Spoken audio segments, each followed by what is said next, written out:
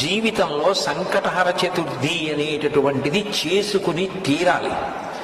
సంకటహర చతుర్థి వ్రతం ఒక్కసారైనా చెయ్యాలి.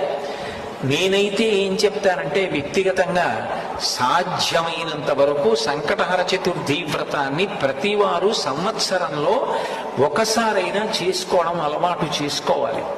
నేను ఎందుకు ఈ మాట అంటున్నానంటే, వేదవ్యాసుడు దేవీ భాగవతం చేస్తూ ఒక మాట అంటాడు, కాలో హి బలవాన్ కర్త సతతం సుఖదుఃఖయో నరాణం పరతంత్రాణం పుణ్య పాపానుయోగత. భగవంతుడు మనకొక సుఖాన్ని ఇస్తే మన పుణ్యాన్ని అడ్డుపెట్టిస్తాడు, మనకి దుఃఖాన్ని ఇస్తే మనం చేసిన పాపాన్ని అడ్డుపెట్టిస్తాడు. నేను చేసిన పుణ్యమేదో నాకేం తెలుసు? జీవితంలో సంకటహర చతుర్థి అనేటటువంటిది చేసుకుని తీరాలి. సంకట